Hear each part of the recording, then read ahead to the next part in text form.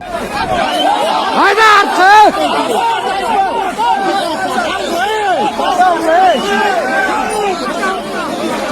Haydi artık! Artık haydi! Кара кечеде көмүр ташыган айдоочулар менен кенди кайтарган атайын даярдыктагы Альфа бөлүмүнүн аскерлеринин ортосунда чырчыкты. Буга байланыштуу видео интернетке тарап, анда айрым айдоочулар жарат алганы айтылат. Кыргыз көмүр мамлекеттик ишканасы муну азаттыкка ырастады. Бирок себеби жана жабыркагандар тууралуу маалымат бериле элек. Мекеменин басма сөз катчысы Жийде Зоотбекова абал жөнгө салынып, жумуш уланып жатканын билдирди.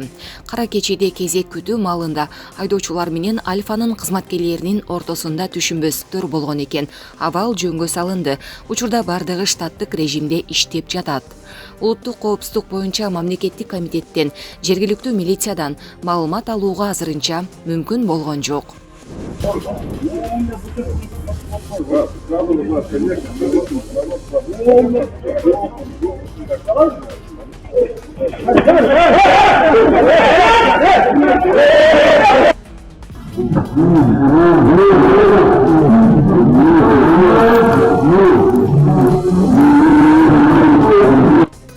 Бишкектин борборунда ок атышуу болду. Бишкекте эркек кишилер мушташып курал колдонушкан. Азырынча канча адам жабыркаганы белгисиз. Бул тууралуу Кактус KG'ге күч структураларынан билдиришти. Алардын айтымында кече 22 декабрда Бишкектин Эркиндик жана Бөкөнбаев көчөлөрүнүн кесилишинде болжол менен саат 21:00 белгисиз адамдардын ортосунда пикир келишпестик болуп, андан кийин тапанча жана мылтыктан ок атышкан.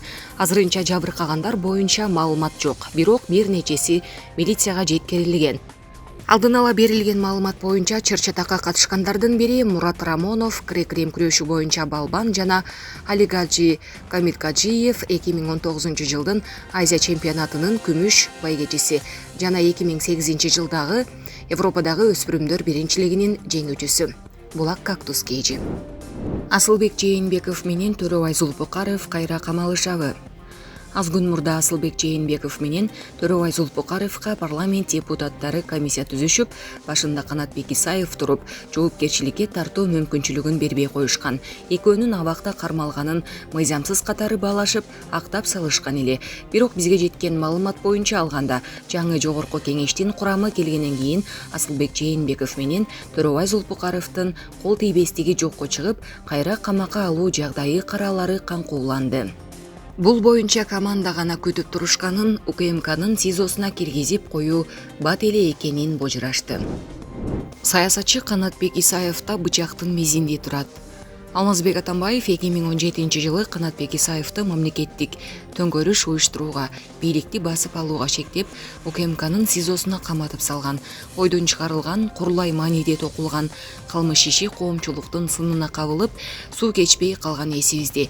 Канатбек Исаев түрмөдө жатканда айрым саясатчылардай коркуп калбай, байма-бай үн катып, бийликти сындап, көкжалдыгын көрсөтүп келгени рас. Акыйкат үчүн күрөшүп жатып, акыры 10 айдан кийин эркиндикке чыккан эле. 2018 жылдын июль айында. Ушул жерден кызыктай бир жагдайга токтололу. Ал кезде Сооронбай Жээнбеков президент катары Алмазбек Атамбаевдин үстөмдүгүнөн арылып, өз алдынча башкаруу жүргүзүп калганда.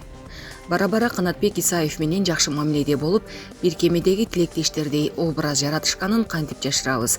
Бирок Сокенин котур ташы койнунда катылып, же арамзалыгы башынан эле ашынып турчу беле Айтор Канат мырзага козголгон кылмыш ишин кыскартпай, убактылуу токтотуу менен кармап жүрүп, акыры өзү дагы бийликтен тебилип түшкөнүн көрдүк.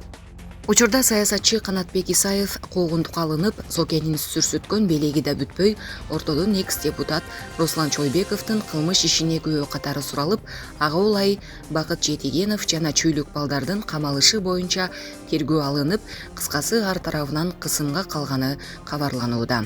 Мындайча айтканда, бычактын мизинде турганы жашыруун эмес, бирок табиятынан күрөшчүл, караңгыдан көз тапкан каарманыбыз эч кандай кабатырланбай, башка түшкөндү көрүүгө бел байлап, тобокелдик мүнөзүнө салып, келечектеги ашууларга сар эсеп кылып жаткандай. Акылдуу адам душманын дос кылат демекчи, алакандай кыргыздын мыкты чыкмалары бирин бири жей бербей, арканды алыс ыргытуу менен мунасага келишсени, өлкөбүздүн өнүгүшү үчүн адилеттүү башкаруу камсыздалса, ошого жараша туруктуулук да жолго салынат эмеспи? Кылдан кыйкым издөө кечеги бийликтин табылгасы экен. Эми мындайды артка таштайлы. Калгул Оолуя бекеринен сары багыштан экөө катар жүрбөс, бирөө үзүлбөс деп айтпаса керек. Булак Арыба кечи. Жээналы Мурадилов 8 жылдан бери арка көмөкчү чордонунда электр куроочу кызматын аркалап келет. Ушул жылдын август айынан тартып анын жумушу бир кыйла жеңилдеп калганын айтат. Ал иштеген көмөкчү чордон оңдоп түзөөдөн өткөрүлүп, заманбап шаймандар менен камсыздалган. Реконструкция болгону 2021 жылдын август айынан бери иштеп атабыз. Ошондон бери бизге өтө жакшы болуп калды. Жаңы оборудованиялар келип, пульттар менен башкарып, кнопка болуп, мурда кичине кыйынчылыктар болуп жүргөн.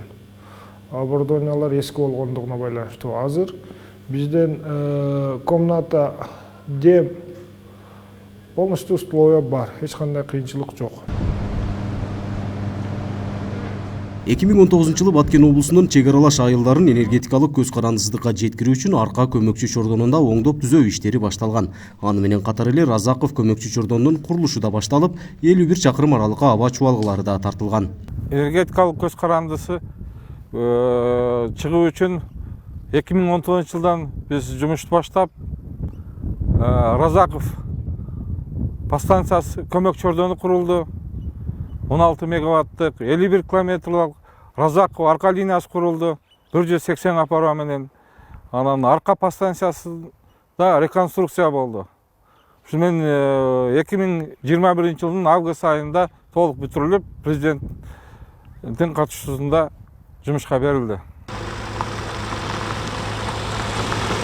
Натыйжада Баткен районунун Аксай, Самаркандек, Рават айылдары, Лейлек районунун Арка массиве, Достук айылы, Бешкент, Кулунду, Маргун айылдарына көз карандысыз электр энергиясы бериле баштады.